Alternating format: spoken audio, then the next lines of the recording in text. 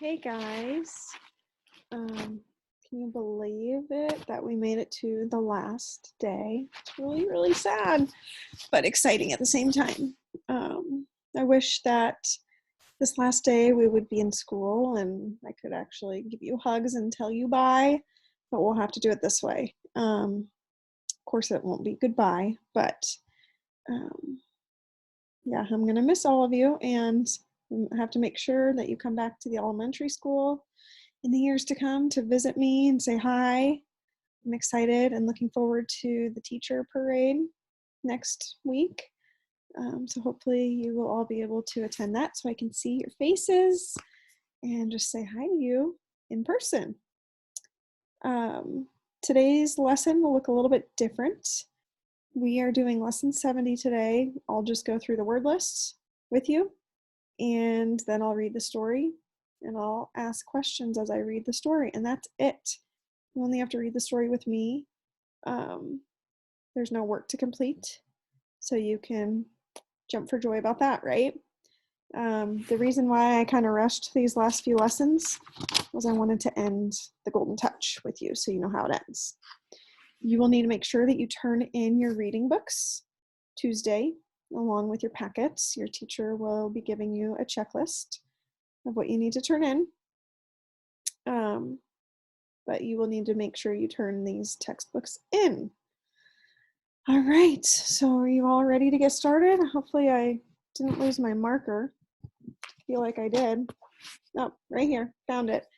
Okay, so let's find lesson 70, column 1. And these words are hard words from your textbook stories. Word 1 is original. What word? Word 2 is victim. What word? Word 3 is desolate. What word? Good, let's read them again. Word 1, what word?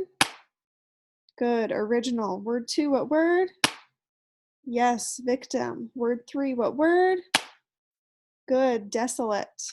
All right, let's read them the faster way. Word 1, what word? Next. Next. Good, top down, bottom up. Ready, go.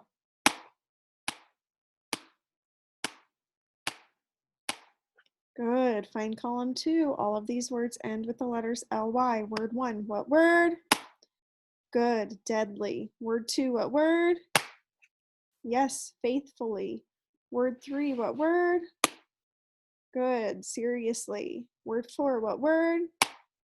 Yes, sincerely. Word 5, what word? Yep, immediately. Word 6, what word? Perfect, instantly. All right, let's read them the faster way. Word 1, what word? Next, next, next, next, next. Good, top down, bottom up. Ready, go.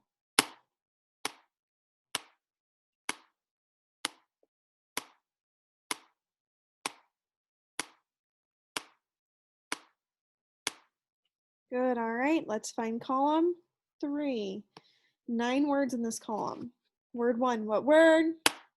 Yes, teardrops. Word 2, what word? Good, ring.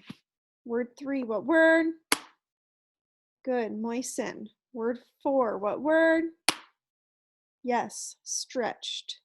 Word 5, what word? Good, outstretched. Word 6, what word? Yes, terrify. Word 7, what word? Yep, county. Word 8, what word?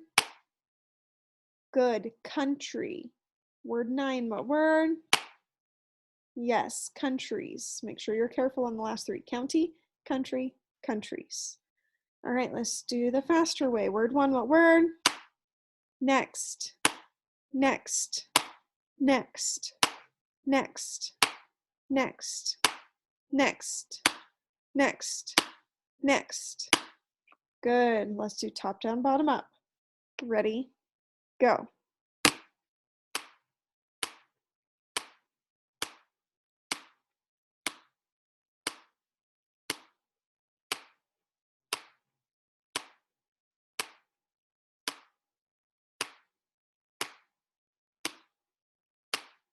Good. A lot of words on that one. All right, our last column. This is our vocab words. Word 1. What word? Good. Insane. Word 2. What word? Yes, dimple. Word 3. What word?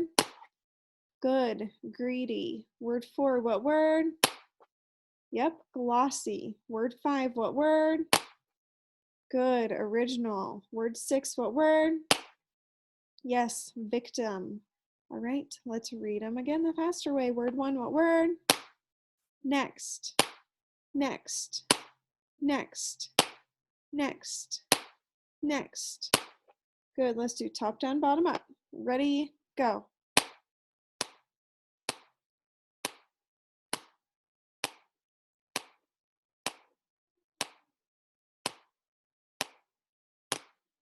Good. All right, let's talk through these words now. Word 1 is insane. A synonym for insane is crazy. All right, so another way of saying her diet was crazy, her diet was insane. What's another way of saying he had a crazy desire for wealth? Good. He had an insane desire for wealth. Word 2 is dimple. A dimple is a little dent in a person's cheek or chin. So right here, this would be a dimple, okay? So what do we call a little dent in a person's cheek or chin? Good, a dimple. Move myself down here. All right, word 3 is greedy. When you are greedy, you are never satisfied with how much you have. You kind of always want more, no matter what. So a person who is rich but is not satisfied is greedy for riches. A person who is powerful but is not satisfied is greedy for power. They want more power. Word 4 is glossy. Something that is smooth and shiny is glossy. It's like lip gloss. So this person has no gloss on their lips. You can see it's not shiny. This person does have the gloss on their lips. It's smooth, it's shiny. So gloss means smooth or shiny. So what do we call hair that is smooth and shiny? Good, glossy hair. Word 5 is an original. If something is not a copy of anything else, it is an original, all right? So a painting that is not a copy of any other painting would be an original painting. There's nothing else like it. What do we call a story that is not a copy of any other story? Good, an original story. So in this picture, it says you're an original, not a copy. So this bear, this brown bear, is a brown bear, right? He doesn't dress up to be this white bear. He's not something else. He's a brown bear. It's not a copy of another bear. Word 6 is victim. A victim is someone who is harmed. A victim of a fire is a person who was harmed by a fire. So I want you to answer, how could somebody be harmed by a fire? What would we call somebody who is harmed by a car accident? Should say a car accident victim. How could a person be harmed by a car accident?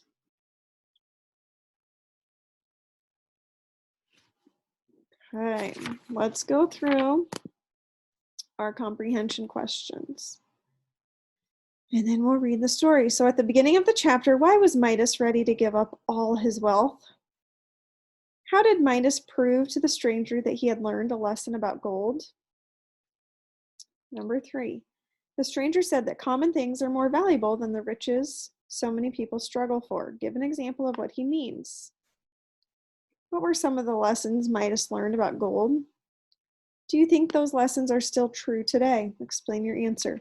So even though you're not doing these questions, we still are going to think about it because some of them you will be answering. I'll ask you them throughout the story. All right. I'm going to stop my share. And now I need you to pull out or just turn to part B because we are ready to read chapter 4. This is the last chapter. Remember, you're not going to have work on this, so I really want you to follow along on this story so you know how it ends. What had Midas done?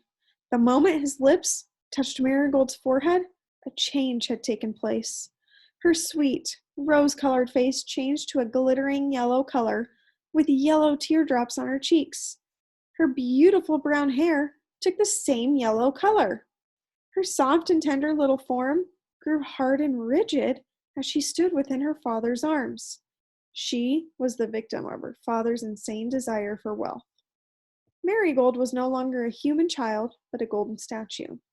Okay, let's pause there. Why had Marigold changed into a golden statue?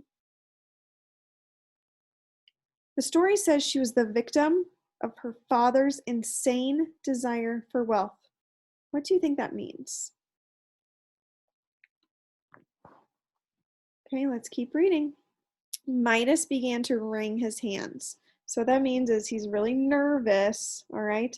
His hands are probably sweating, so he's probably fidgeting with his hands a little bit. He could neither bear to look at Marigold, nor bear to look away from her. He could not believe she had changed to gold, but as he glanced at her, he saw the precious little figure with a yellow teardrop on its yellow cheek. Her expression was so warm and tender that Midas hoped the expression would soften the gold and make it become flesh again. But she remained gold, so Midas could only wring his hands and wish he were the poorest man in the whole world. He would gladly have exchanged all his wealth to bring back the rose color to his dear child's face. Okay? The story says he could neither bear to look at Marigold nor bear to look away from her. Why couldn't Midas bear to look at her? Why couldn't he bear not to look at her? All right, let's keep reading. While Midas was feeling this terrible despair, he suddenly noticed somebody standing near the door. Midas bent down his head without speaking, for he recognized the figure as the stranger who had appeared the day before in the treasure room. The stranger's smile seemed to shed a light all around the room. It gleamed on little Marigold's image and on the other objects that had been changed by the touch of Midas. "Well, friend Midas," said the stranger, "how do you like the golden touch?" Midas shook his head. "I am very miserable," he said. "Very miserable, indeed," exclaimed the stranger. "And why is that? Have I not faithfully kept my promise to you? Didn't you get everything your heart desired?" "Gold is not everything," answered Midas, "and I have lost all that my heart really cared for." "Ah, so you have made a discovery since yesterday," observed the stranger. "Let us see then, which of these two things do you think is really worth the most? The gift of the golden touch, or 1 cup of clear gold water?" Okay, what do you think Midas will answer? What did Midas mean when he said gold is not everything? All right, we're at the diamond. Let's keep reading. "The water!" exclaimed Midas. "I would love to have it moisten my throat." The stranger continued, "Tell me which is worth more, the golden touch or a crust of bread?" "A piece of bread," answered Midas, "is worth all the gold on earth." The stranger then asked, "And is the golden touch worth more than your own little Marigold as she was an hour ago?" "Oh, my child, my dear child is worth 1,000 golden touches," cried poor Midas, wringing his hands.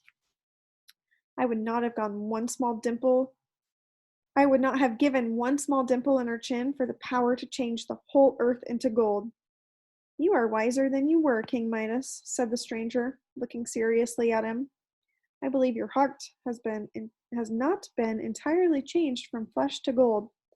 You appear to understand that common things are more valuable than the riches so many people struggle for.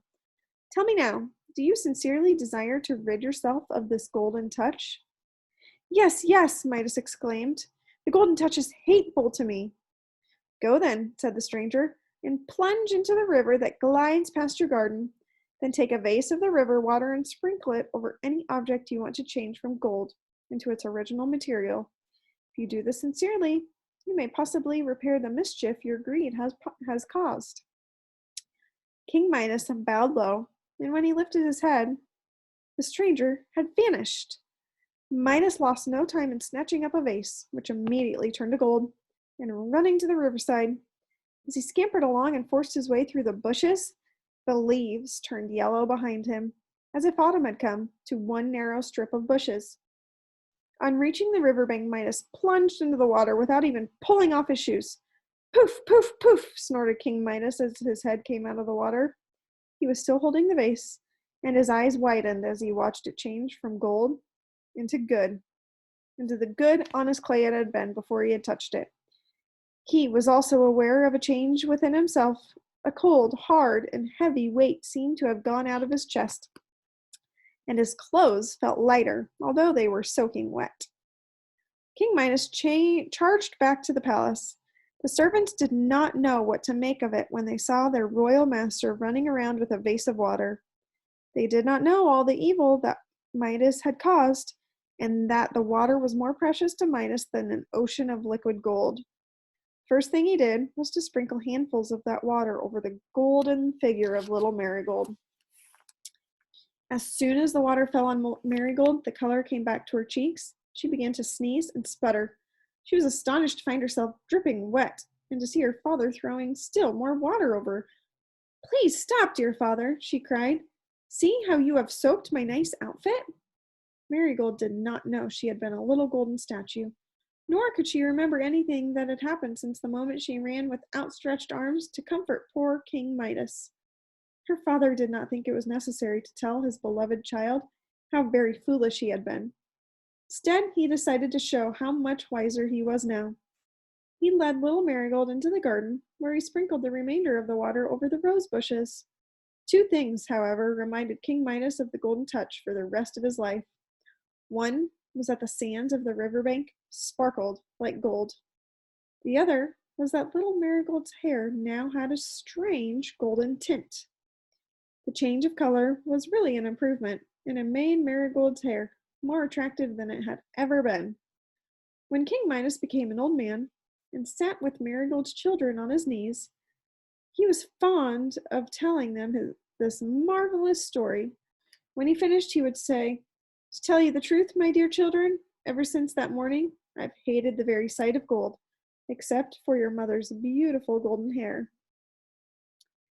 All right, let's pause there. I have quite a few questions I want you to try to answer. Remember to pause the video.